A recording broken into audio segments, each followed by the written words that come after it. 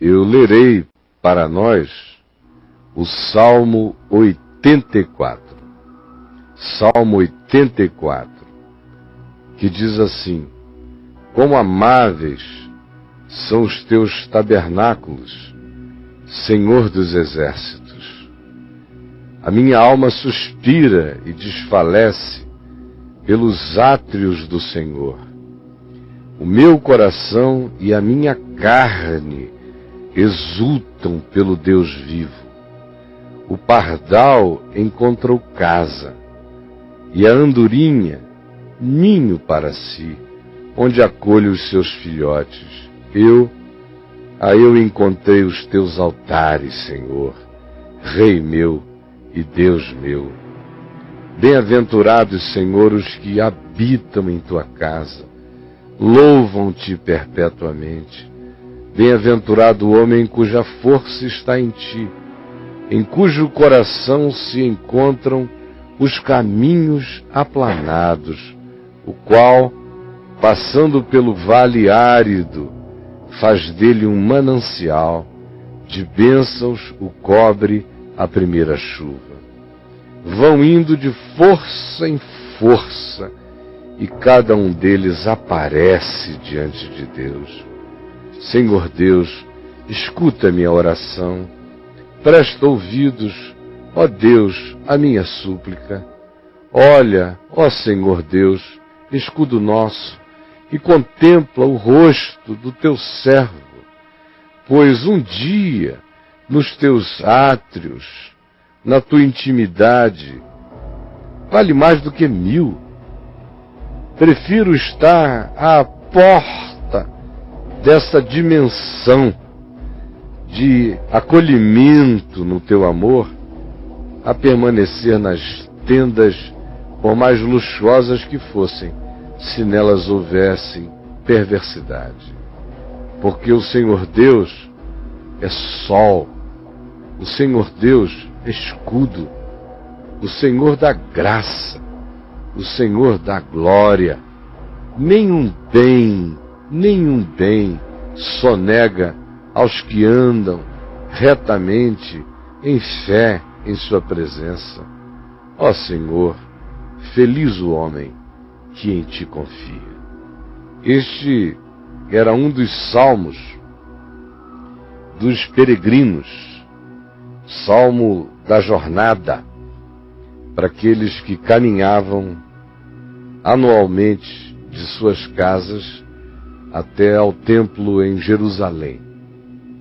E esse deveria ser um dos salmos a definirem conteúdo de natureza espiritual que desse qualidade àquela visita ao templo, qualidade espiritual, significado à visita. E aí nós somos introduzidos, em primeiro lugar, ao significado espiritual do templo, o qual foi completamente deturpado já na antiguidade, porque o que prevaleceu foi o espírito pagão.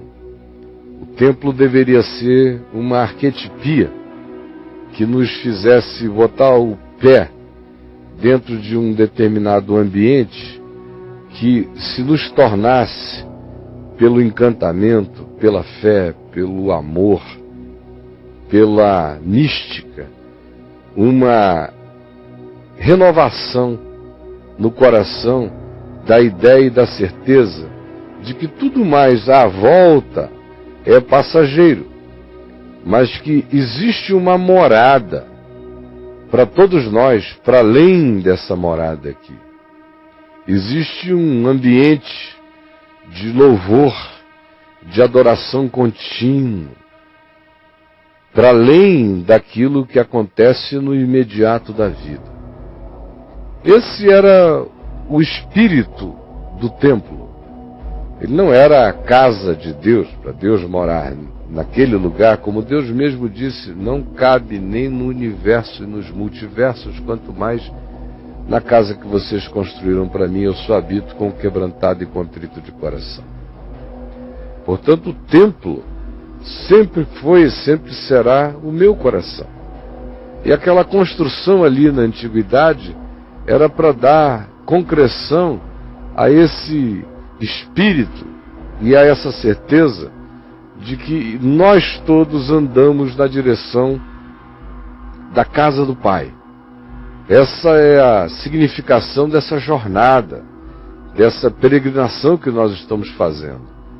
Mas aquilo tudo acabou se transformando numa idolatria. O templo virou um fim em si mesmo, virou a casa de Deus, virou uma materialização que nunca se pretendeu que ele fosse.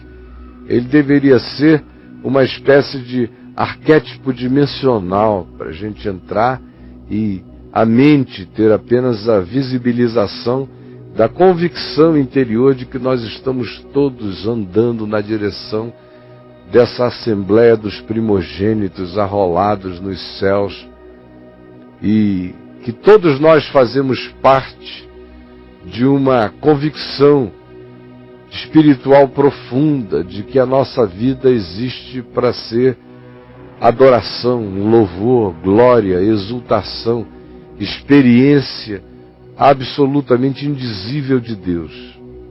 Mas aí o templo virou o oposto disso. Virou apenas uma idolatria. E Jesus disse que nós, nesse novo tempo de consciência andando com Ele, já não nos serviríamos de templos. Nós nos reunimos em qualquer lugar é o lugar da nossa reunião, e o grande significado que Jesus instalou dentro de nós é esse, de que onde estiverem 2 ou 3 reunidos em seu nome, Ele ali está no nosso meio. E a catedral que está sendo erguida, como diz Pedro, é formada pelas pedrinhas que cada um de nós representa, e é no ajuntamento das pedrinhas que essa catedral invisível se configura aqui, hoje, enquanto a gente anda, na mesma medida, como diz Paulo, em que cada um de nós somos também santuário do Espírito Santo, em nós mesmos. No entanto, este salmo sempre carregou uma projeção muito para além do imediato, que define e configura a jornada de cada um de nós nessa vida. Porque eu sei que eu estou voltando para casa. Eu estou voltando para casa desde que eu nasci. E tudo que foi e vai me acontecendo na experiência deste planeta tem a ver com as estações de uma peregrinação, de uma caminhada na direção da casa do meu Pai, aonde há muitas moradas. Tudo que vai acontecendo, todas as coisas, aquilo que eu chamo de acidente, de incidente, de tentação, de provação, de susto, de perplexidade, ou de boa escolha, de boa decisão, de bom caminho, tudo isso se faz na direção da casa do Pai, aonde há para cada um de nós muitas moradas. E como eu tenho dito aqui insistentemente, essa casa do Pai, onde há muitas moradas, ela é definida também pelas escolhas que eu vou fazendo na peregrinação.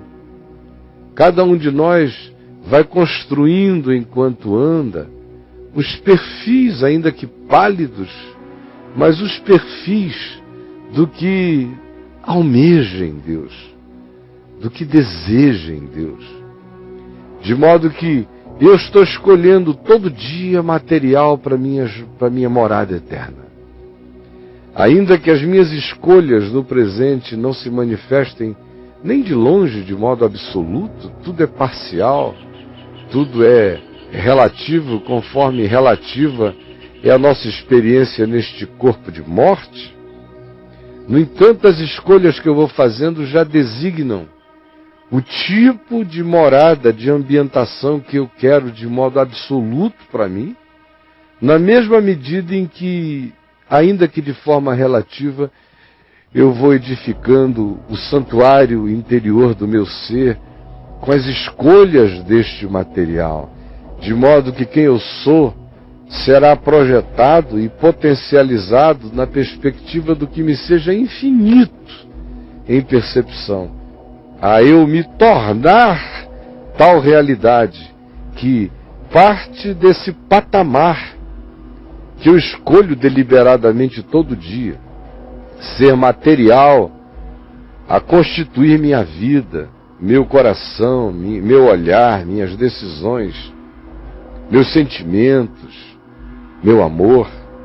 E a partir dessas escolhas, o que se projeta na perspectiva eterna como morada para mim é indizivelmente superior, é absolutamente para além de toda descrição, é inexprimível. Não há linguagens, não há palavras, não há concepções, não há construções na mente humana que possam comparar-se àquilo que Deus tem aguardado e tem reservado para aqueles que o amam. Aí você olha para a sua existência hoje e você está deprimido, deprimida, cansado, sobrecarregado, ou apavorado, ou panicado, amedrontado, ou triste, ou vivendo de modo ciclotímico, às vezes alegre, às vezes depressivo, ou você olha em volta e vê apenas uma quantidade enorme de dissabores, de coisas desagradáveis, não palatáveis, ou quem sabe você está me vendo agora enquanto sente dor, seja dor no corpo, seja dor na alma, ou sentimentos de baixa autoestima, de abandono, de rejeição, ou pode ser um vácuo espiritual que está aí no seu coração e você diz, meu Deus, como pode Deus estar construindo alguma coisa em mim? Ou o que tenho eu construído na minha vida até hoje, se o resultado até este dia, até esse momento é este, e ele é totalmente dessignificado de qualquer sentido? E eu quero dizer a você que é possível a gente existir mesmo uma vida que não construa nenhum sentido, nenhum significado, que não coloque nenhuma pedrinha na direção da qualificação dessa morada que nos aguarda, na qualificação do nosso próprio ser como uma projeção do que virá, de tal modo que a morada que me prepara é a morada que eu estou de maneira semelhante a uma maquete ínfima, construindo no dia a dia, na medida em que vou escolhendo quais são os materiais que eu quero construir este santuário interior que acabará se tornando a projeção, o ponto de partida dessa projeção eterna da morada que me aguarda e que me é extensiva. Aí eu digo a você, tem muita gente de fato vivendo de modo totalmente dessignificado, totalmente alienado do sentido e da perspectiva da razão de ser e da maravilha da aventura dessa jornada, desse caminho que é irrepetível e que é de cada um de nós. Não dá para medirmos por ninguém nessa jornada. A singularidade do caminho é único. Por isso a inveja é uma coisa tão demoníaca e a comparação é uma referência tão perversa. Porque ninguém é eu. Ninguém jamais foi eu. Ninguém jamais será eu. Eu sou único. Antes de mim nunca houve ninguém como eu. Hoje não há ninguém como eu. Depois de mim não haverá ninguém como eu. A existência de cada ser humano inaugura uma singularidade cósmica, multicósmica, dimensional, transdimensional. Nem no céu, nem na terra, nem debaixo da terra, nem em todos os mundos paralelos, não há ninguém como eu, não há ninguém como você. Essa é a maravilha da singularidade. Podem haver pessoas vivendo dramas parecidos, mas as respostas não são as mesmas. Podem haver pessoas com personalidades que lembrem a nossa, mas os resultados nunca serão os mesmos. Podem haver pessoas com expressões visíveis parecidas com as nossas, mas o resultado interior existencial nunca é o mesmo. Nós somos completamente únicos. E a vereda de cada um de nós, ainda que a estrada nos seja comum, mas a vereda interior é absolutamente particular e incompartilhável.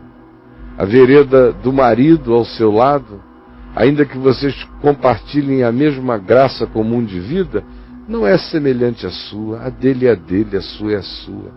A minha é a minha, da minha mulher é a dela, dos meus filhos, cada um deles tem a sua própria vereda. Ninguém produz filhos em série para serem repetição de nenhum de nós.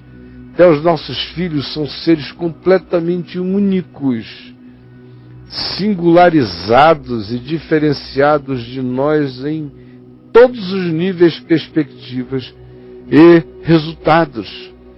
A experiência das mesmas coisas na vida não garante de nenhum modo que se possa pensar que os mesmos resultados serão obtidos. Cada um é uma síntese única.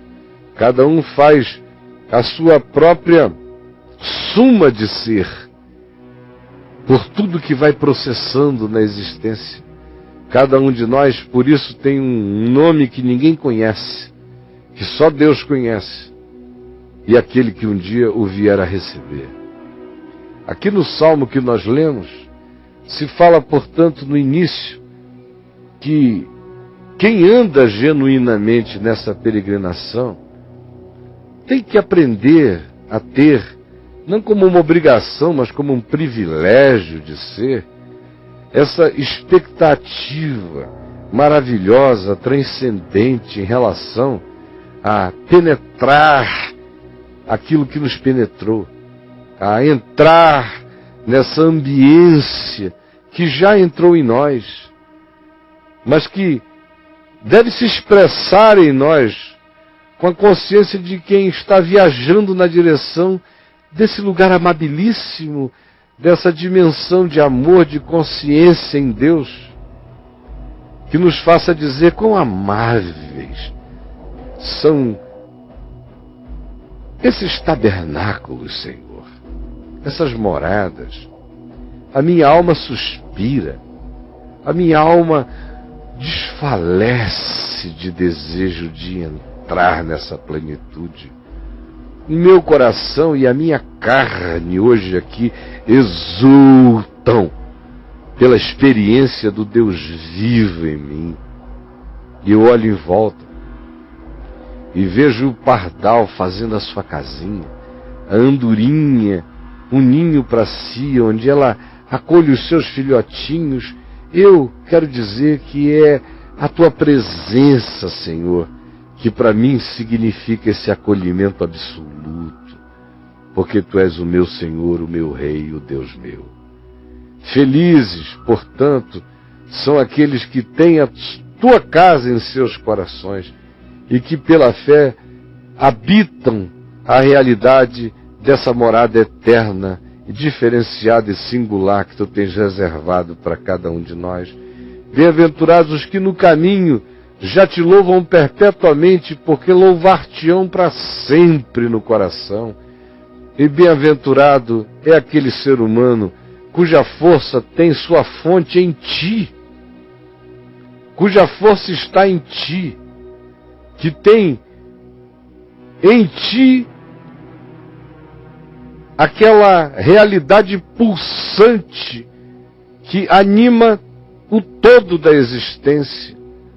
Bem-aventurado é aquele que tem a energia do seu ser emanando conscientemente do seu vínculo contigo, e em cujo coração são construídos caminhos planos, Ainda que do lado de fora os caminhos sejam difíceis, acidentados, tumultuados, mas feliz é aquele que não se orienta pela estrada exterior. Feliz é aquele que constrói caminho interior aplanado, limpo.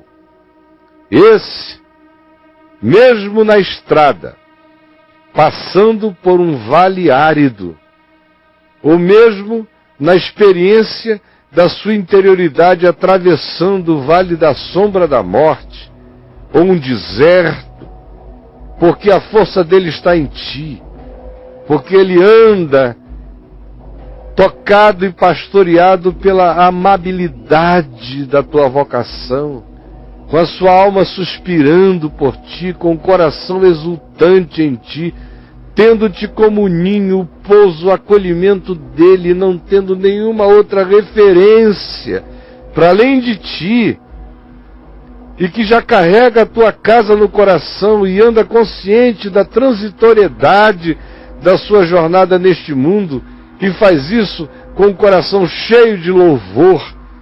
Louvor que não seja o cantado, mas o louvor que seja o vivido, que seja o pensado, que seja a expressão da fé, do amor, da construtividade, da existência de tal pessoa.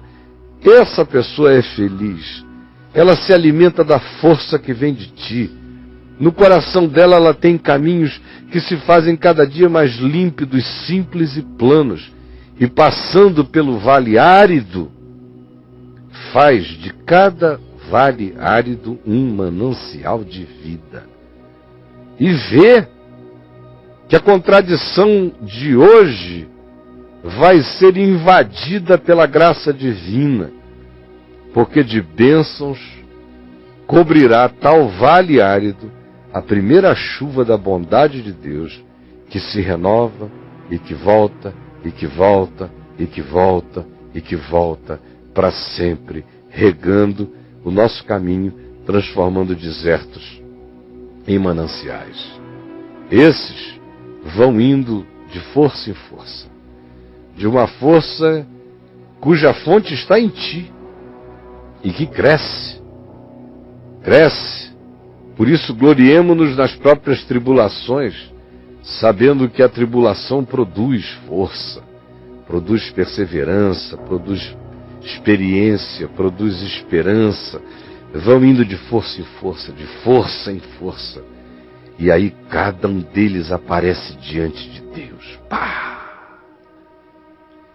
O Senhor, ó Senhor, escuta a nossa oração hoje. Presta ouvidos à necessidade do ser de cada um de nós. Olha, ó Deus, porque Tu és o nosso escudo na vida. Contempla a nossa face, nossa existência, nossa condição, pois em nós já sabemos pela experiência de hoje que um dia da qualidade da tua experiência vale mais do que 1000 anos, que a nossa preferência está, ainda que seja na porta dimensional do que nos aguarda, do que permanecermos em qualquer palácio de perversidade, porque nós estamos buscando o que carrega a qualidade de ser a vida de Deus em nós. Porque o Senhor Deus é o nosso sol, porque o Senhor Deus é o nosso escudo. O Senhor dá graça, redundância, pleonasmo vicioso da revelação, já é graça. Dá graça. O Senhor Deus dá glória. Glória é graça. E graça é dádiva de Deus, dupla. Ele não sonega nenhum bem daqueles que no coração vão construindo os caminhos simples, aplanados, gratos, cheios de fé, de amor, de compaixão, de perdão. Ele não sonega, ele só agrega valor na jornada. O Senhor é aquele que torna feliz todo homem, toda mulher, todo ser humano que nele confia, meu amigo, minha amiga, meu querido irmão, nós estamos todos nós numa jornada única e singular. Aí você diz, mas no dia de hoje, me parece que eu fui deixado para trás, eu estou perdido no caminho, ou eu só tenho bebido minhas próprias lágrimas nessa viagem, ou eu sou uma contradição ambulante, a minha existência está toda dessignificada, me parece que eu não estou indo a lugar nenhum, eu só carrego tumulto e confusão dentro de mim. Mas eu quero dizer a você que, de repente, no abrir e fechar de olhos, ao soar a trombeta da revelação de Deus,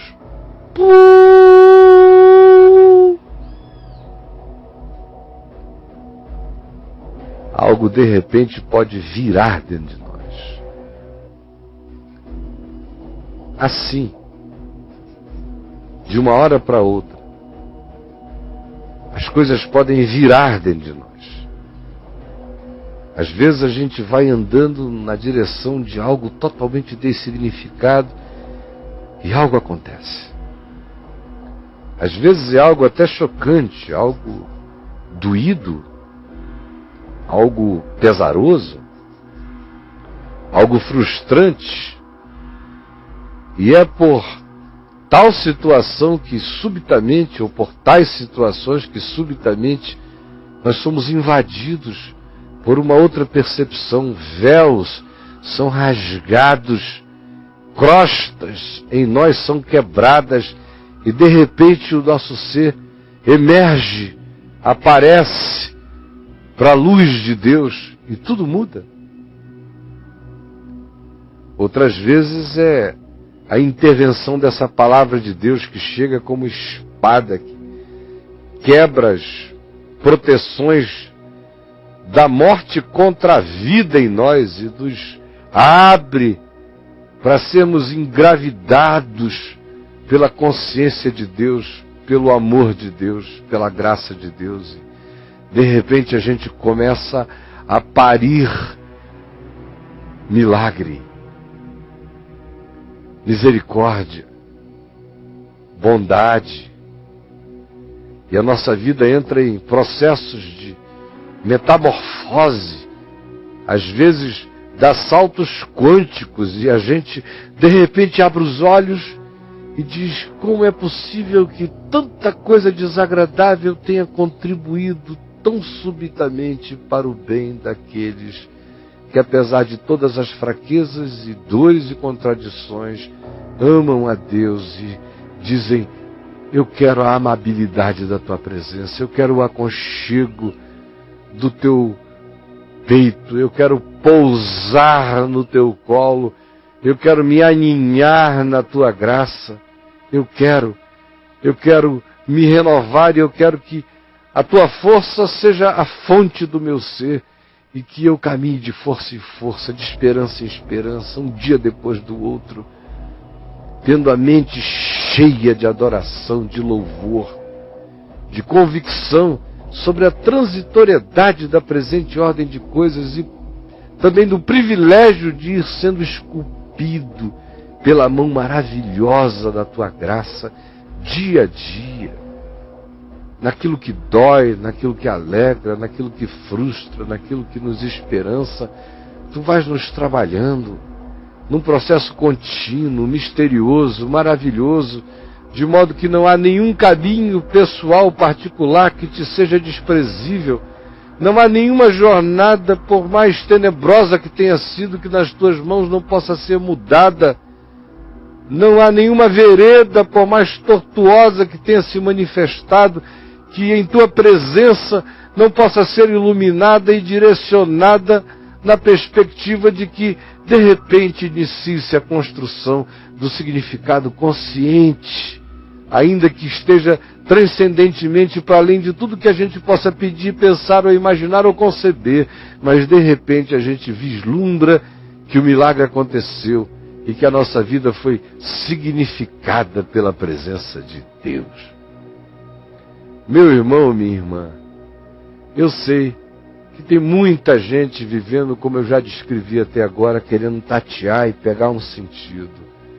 Mas se você entender simplesmente isto, que nós estamos todos fazendo o nosso próprio caminho, numa jornada que nos é comum na perspectiva da estrada, de que nós somos ambientados neste planeta, que nós somos companheiros de geração, que nós somos aqueles que se visualizam no tempo e espaço, que se associam para os empreendimentos existenciais e psicológicos da presente vida, da presente existência.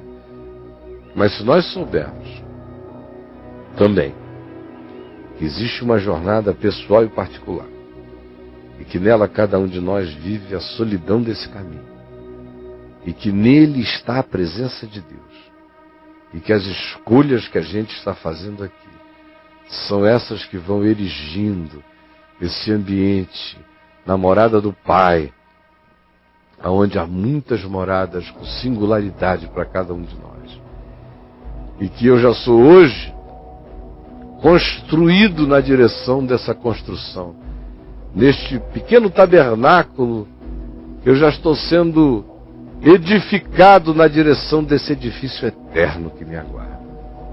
E que tudo, absolutamente tudo, contribui, converge, se torna vetor numa construção que está para além da possibilidade de qualquer genialidade humana conceber, discernir as interações, mas tudo e todas as coisas assim em ti interagem para o bem daqueles que amam a Deus, daqueles que carregam no coração a vontade do seu propósito. E aí a vida se ressignifica para nós. Aí tudo passa a ser uma grande aventura no Espírito Santo. Aí tudo passa a ser uma jornada de beleza indizível. Eu sei que eu sou um material no qual o artista eterno vai esculpindo a sua beleza, a sua imagem, a sua semelhança em mim.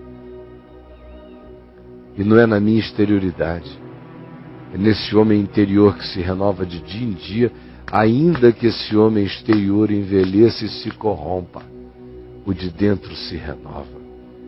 Na medida em que do lado de fora eu vou ficando mais fraco, mais velho, mais desgastado, paradoxalmente do lado de dentro, eu nunca fui tão criança eterna. Nunca fui tão jovem eterno. Nunca fui tão homem da virilidade eterna. Nunca antes fui tão sábio na sabedoria eterna. Nunca antes fui tão forte na força eterna. Nunca antes fui mais eu em relação ao meu eu eterno. Todo dia eu chego mais perto de mim mesmo. E essa é a maravilha dessa viagem.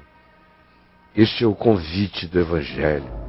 É para aproveitarmos este mundo, para que das contradições dessa existência a gente vá fazendo as sínteses milagrosas e maravilhosas que vão projetando para a eternidade as escolhas dos nossos valores, dos nossos significados, de tal modo que um dia eu entrarei na presença do Pai, nas moradas do Pai, que Jesus disse: eu vou preparar-vos lugar, para que vocês tenham o canto eterno de vocês, e que vai ser de uma amabilidade, de um aconchego, de um aninhamento para cada um de vocês indizível, de um conforto em relação ao qual não há palavras descritíveis, de uma alegria que faz toda alegria até então experimentada ser tolice.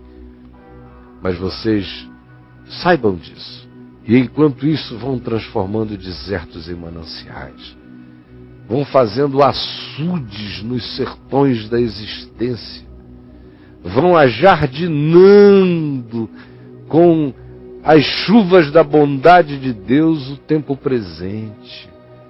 Vão dentro de vocês vendo a força crescer, a força crescer, a força da alegria.